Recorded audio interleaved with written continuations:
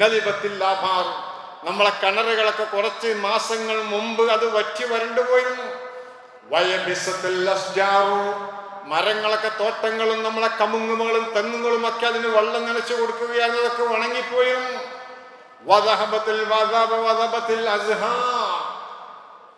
പുഷ്പങ്ങളൊക്കെ വാടി തളർന്ന് വീണുപോയിരുന്നു. അങ്ങനെ മനുഷ്യന്മാർ നിൽക്കുമ്പോഴാണ് അപ്പോഴാണ് മഴ വർഷിച്ചത്. ഭൂമി ഇങ്ങനെ ഉണങ്ങി കിടക്കുന്ന ഭൂമിക്ക് മഴ വർഷം ഇങ്ങോട്ട് ചൊരിഞ്ഞപ്പോൾ അതിന്റെ ദാഹം തീർന്നു.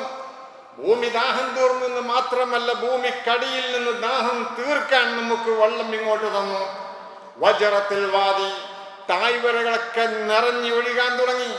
വംതലത്തില്ലാഭാറു, നമ്മളെ കിണറുകളൊക്കെ ഇനി ബക്കറ്റും കയറും കൊണ്ട് കൈകൊണ്ട് തന്നെ കോരിയെടുക്കാൻ മാത്രം അടുത്ത് വെള്ളം വന്നു. വസാലത്തിൽ ഒയോൻ, നദികളൊക്കെ കണ്ടം മുറിഞ്ഞ് അവിടെയും ഇങ്ങനെ നിന്ന് കട്ടി നിന്നിരുന്ന കഷ്ണങ്ങളായി നിന്നിരുന്ന ഈ പുഴകളൊക്കെ അത് ഒഴുകാൻ തുടങ്ങി, ജീവസുദ്ധതായി മാറി. ഇതിൻ്റെയൊക്കെ കാരണം മഴയാണ് എന്ന് ഖുർആൻ നമുക്ക് പഠിപ്പിച്ചു തരികയാണ്. നമ്മൾ ഭക്ഷിക്കുന്ന ഭക്ഷണമെല്ലാം, പക്ഷെ ഇതിന് ചില മര്യാദകളും കടപ്പാടുകളൊക്കെ ഉണ്ട്. നമ്മൾ മഴ വരുമ്പോൾ, മഴ പെയ്യുമ്പോഴേ എന്താ നമ്മൾ സാധാരണ പറയാറുള്ളത്? അല്ലാഹുവിന്റെ റസൂൽ അപ്പനുസരിച്ച് മര്യാദകളൊക്കെ നമുക്ക് പഠിപ്പിച്ചിട്ടുണ്ട്. മഴ വരുന്നു പോകുന്നു എന്നല്ലാതെ അതിന് നമുക്ക് ചില മര്യാദകളുണ്ട്. അതിൽപ്പെട്ടൊരു മര്യാദയാണ് കാന റസൂലുള്ളാഹി സ്വല്ലല്ലാഹു അലൈഹി വസല്ലം ഇദാ റഅൽ മതറ ഖാൽ അല്ലാഹുമ്മ സയ്യിബൻ നാഫിഅ. മഴ പല രീതിയിലുണ്ടാകും. ഇത് നല്ല പ്രയോജനകരമായ, നല്ല ചൊരിയുന്ന മഴയാവണം എന്ന് അള്ളാന്റെ റസൂൽ പ്രാർത്ഥിക്കാറുണ്ടായിരുന്നു എന്ന് ഇമാം ബുഖാരി റഹിമഹുല്ലാഹ് റിപ്പോർട്ട് ചെയ്യുകയാണ്. നമ്മൾ സത്യം പറഞ്ഞാൽ ആരെങ്കിലും ഈ മഴ വർഷിച്ചിട്ട് അല്ലാഹുമ്മ സയ്യിബൻ നാഫിഅ എന്ന് പറഞ്ഞവരുണ്ടാവും. വളരെ അപൂർവം. നമ്മളൊക്കെ ചിന്തിച്ചാൽ മതി. അല്ലാഹുമ്മ സയ്യിബൻ നാഫിഅ, മഴ ഇങ്ങനെ വർഷിക്കുമ്പോൾ ഇന്ന് ഭയങ്കര മഴയാണല്ലോ എന്ന് നമ്മൾ പറയും. മഴയോട് വല്ലാതെ പ്രശ്നമാണ്, പുറത്തിറങ്ങാൻ കഴിയുന്നില്ല, തോട് മൂടിയിട്ടൊക്കെ പോണിട്ട്.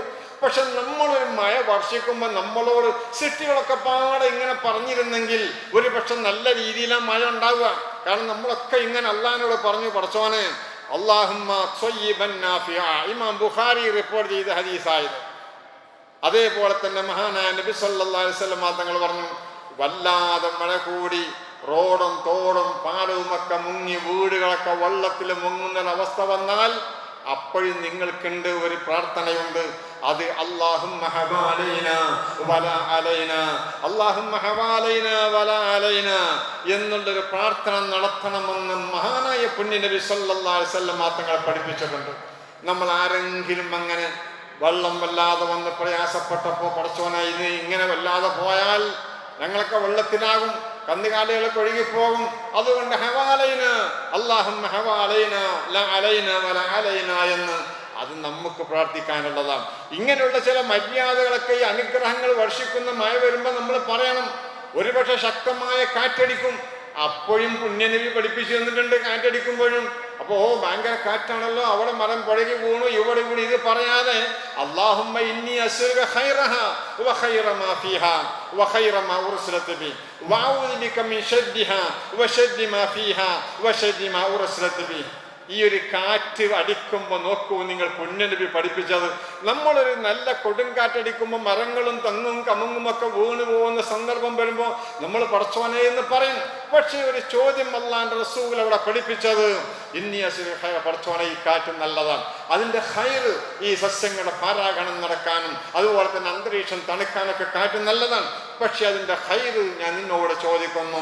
വഅഊദു ബിക മിൻ ശർരിഹാ, ശക്തമായ കൊടുങ്കാറ്റടിച്ച് മരങ്ങളും കമുങ്ങുകളും തെങ്ങും എല്ലാം വീണു പോകുന്ന അവസ്ഥ വന്നാൽ, വീടുകളൊക്കെ പാറിപ്പോകുന്ന അവസ്ഥ വന്നാൽ വലിയ ഭയാനകരമല്ല, ഡേഞ്ചർ അല്ലേ? അതുകൊണ്ട് അല്ലാഹുവിനോട് പറയണം, വഅഊദു ബിക മിൻ ശർരിഹാ വ ശർരി മാ ഫീഹാ. കാറ്റടിക്കുമ്പോൾ നമ്മൾ ആരെങ്കിലും അങ്ങനെ പറഞ്ഞിട്ടുണ്ടോ? അങ്ങനെ പറയാനാണ് നമ്മളോട് പുണ്യനബി സല്ലല്ലാഹു അലൈഹി വസല്ലം തങ്ങളെ പഠിപ്പിച്ചത്. സാധാരണ ഇടിവെട്ടാറുണ്ട്, ഇടിവെട്ടുമ്പോൾ നമ്മൾ അകത്തേക്ക് പോകണമെന്ന് പറയും. അത് നമ്മുടെ സേഫ്റ്റി വരുത്തുന്നതാണ്. അതോടുകൂടി മഹാനായ നബി സല്ലല്ലാഹു അലൈഹി വസല്ലം തങ്ങൾ പഠിപ്പിച്ചെടുത്തുകൊണ്ട് അല്ലാഹുമ്മ ലാ തഖ്തുൽനാ ബിഗളബിക വലാ തുഹ്ലികനാ ബിഅദാബിക വഅഫിനാ ഖബല ദാലിക.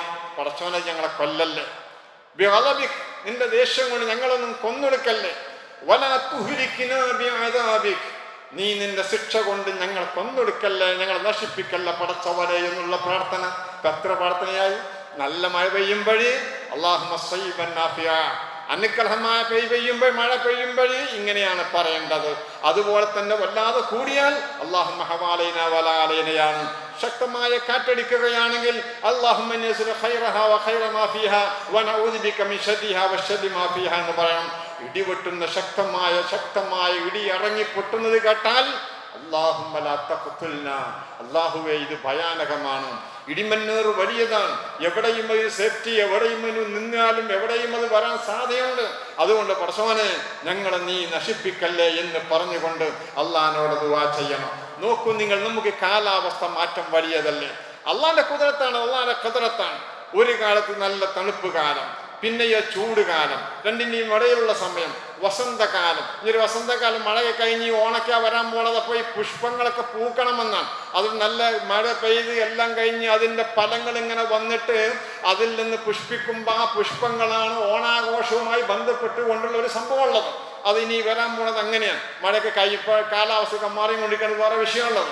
അപ്പോൾ ഇങ്ങനെയുള്ള കാലാവസ്ഥകളിൽ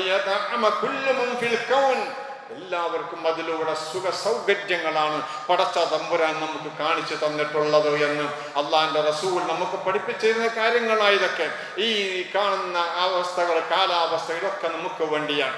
പിന്നെയോ മഴ അനുഗ്രഹമാണ് എന്ന് പറയുന്നത് വെറുതെ അല്ല. ഒരുപക്ഷെ ഇപ്പം നമ്മുടെ നാട്ടിലൊക്കെ വലിയ പ്രതിസന്ധിയാണ്. മഴ വർഷിച്ചിട്ട് വല്ലാതെ പ്രയാസപ്പെടുകയാണ്. സ്കൂളുകളൊന്നും തുറക്കുന്നില്ല, മദ്രസകളും പാടില്ല എന്നാണ് പറഞ്ഞിട്ടുള്ളത്. അതുകൊണ്ട് ഇങ്ങനെ നിൽക്കുകയാണ്. വലിയ മഴയൊന്നുമില്ലെങ്കിലും പലയിടത്തും അപകടങ്ങൾ ചുരുക്കാൻ വേണ്ടിയിട്ടാണ് പലപ്പോഴും ഈ വേനലവധി എന്ന് പറഞ്ഞൊരു അവധിയുണ്ട്, അത് മാറ്റിക്കൂടെ എന്ന് വലിയ ചർച്ച നമ്മുടെ രാഷ്ട്രീയ കേന്ദ്രങ്ങളിലൊക്കെ നടക്കാറുണ്ട്. അത് എന്തോ ആയിക്കോട്ടെ, ഏതാ നല്ലത് എങ്കിൽ അത് സ്വീകരിക്കാം. എന്നാൽ ഈ കുട്ടിയെ ഈ പ്രശ്നങ്ങൾ വരൂലല്ലോ എന്നൊക്കെ ന്യായം പറയാറുണ്ട്. പക്ഷേ മറുവിഭാഗം പറയാറുള്ളത് ശക്തമായ ചൂടെടുത്തുകൊണ്ട് കുട്ടികൾക്ക് പഠിക്കാൻ പറ്റത്തില്ല എന്നുള്ളതാണ്. എന്നാലും അതായിരിക്കും ഇതിലേറെ നല്ലത് എന്ന് തോന്നിപ്പോകും. ഞാൻ സന്ദർഭോചിതമായി പറഞ്ഞതാണ്. അപ്പൊ ഈ ഒരു രീതിയിലുള്ള ക്ഷാമം വന്നാൽ മുമ്പ് ആ ഹിജ്റ വർഷം ഒരു 573 ഒരു വലിയ വരൾച്ച നടന്നത്. വെള്ളത്തിൻ്റെയും മഴയുടെയും വില അറിയണമെങ്കിൽ, മഴയ്ക്ക് വേണ്ടിയിട്ട് നമ്മൾ വേഴാമ്പലിനെ പോലെ കാത്തിരിക്കുന്ന അവസ്ഥ വരണമെങ്കിൽ നമുക്ക് ആ ദുരന്തം വന്നു നോക്കണം. 3 വർഷക്കാലമാണ് നൈൽ നദി വറ്റി വരണ്ടു പോയത്. ശക്തമായ രീതിയിൽ ചരിത്ര തുല്യതയില്ലാത്ത നദികളാണ്. അതിൽപ്പെട്ട നദിയാണ് നൈൽ നദി. നൈൽ നദി ചരിത്ര പ്രസിദ്ധമാണ്. അത് 3 വർഷക്കാലം ആ നൈൽ നദി വറ്റി വരണ്ടു പോയി. നൈൽ നദിയുടെ പരിസരങ്ങൾ മുഴുവനും ആ വെള്ളം ഉപയോഗിച്ചുകൊണ്ടാണ് സമ്പുഷ്ടമാകുന്നത്. അതിലൂടെയാണ് അവരെ കാരക്കത്തോട്ടങ്ങളും മുന്തിരികളും വിളയുന്നത്. അതിലൂടെയാണ് കാർഷിക മേഖലകളിൽ അവർ പുഷ്ടിപ്പെടുത്തുന്നത്. അത് വറ്റി വരണ്ട് പോയി. മിസ്രിൽ ദുരന്തപൂർണമായൊരു വർഷമുണ്ടായി. 3 വർഷമാണ് ഒരു തുള്ളി വെള്ളമില്ലാതെ നൈൽ നദി വറ്റി വരണ്ടു പോയത്. നൈൽ നദി വറ്റി വരണ്ടു പോയപ്പോൾ ആളുകൾക്ക് വല്ലാതെ. ഹിജ്റ 573 ലക്ഷങ്ങളാണെന്ന് മരിച്ചത്. പിന്നൊരു ഭയാനകമായ സംഭവം വന്ന് ചരിത്രത്തിൽ തുല്യതയില്ലാത്ത സംഭവം നടന്നത്. വൗകിലത്തിൽ കിലാബു, നായകളെപ്പോലും തിന്നപ്പെട്ട കാലമായിരുന്നു അന്ന്.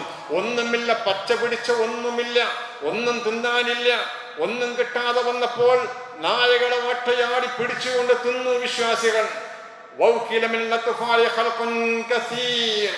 പൂച്ചകളൊക്കെ മറ്റുള്ള മൃഗങ്ങളൊക്കെ സ്വന്തം മക്കളെ തിന്നിട്ട് ഭക്ഷണം വിഷത്തിടക്കുന്നത് പോലെ.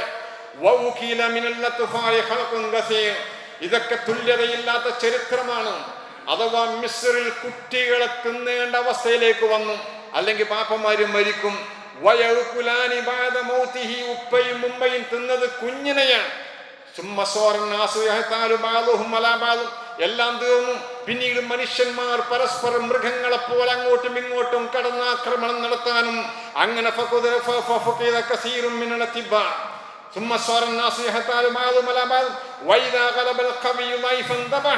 കൈയൂക്കുള്ളവൻ കാര്യക്കാരനായി മാറി.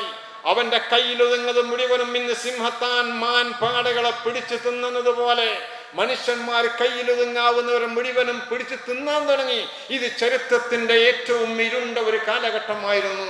ഇതാണ് മഴയുടെ അനുഗ്രഹം നമുക്ക് വർഷിക്കുമ്പോഴാണ് നമുക്കത് പ്രശ്നമല്ലാത്ത കാര്യമാണെങ്കിലും ഇതൊരു വലിയ കാര്യമാണ് മഴ എന്ന് പറയുന്നത്.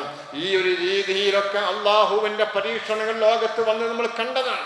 എന്നിട്ടും നമ്മൾ ഇതൊക്കെ വരുമ്പോൾ നമുക്ക് വർത്തമാനം പറയാനുണ്ടാകും, പക്ഷേ നമുക്ക് പഠിപ്പിച്ചു തന്ന കാര്യങ്ങളിലൊന്നും നമ്മൾ ശ്രദ്ധ കൊടുക്കാറില്ല എന്നുള്ളതാണ് വലിയ വിഷയം. അതുകൊണ്ട് നമ്മൾ ഈ കാര്യങ്ങൾ ശ്രദ്ധിക്കുകയും നമ്മൾ ഈ വിഷയങ്ങളൊക്കെ മനസ്സിലാക്കിയിട്ട് ഈ മഴ വർഷിക്കുമ്പോൾ പ്രത്യേകമായി ദുആക്ക് പോലും ഉത്തരമുണ്ട് എന്ന് നമുക്ക് പഠിപ്പിച്ചു തന്നിട്ടുണ്ട്. അതൊക്കെ ഉപയോഗിക്കാനും നല്ല രീതിയിൽ ഈ മഴ നമുക്ക് അനുഗ്രഹമാവാനും ദുരന്തമുക്തമായ കാലവർഷമാവാനും നമ്മളൊക്കെ അല്ലാഹുവിനോട് ദുആ ചെയ്യണം.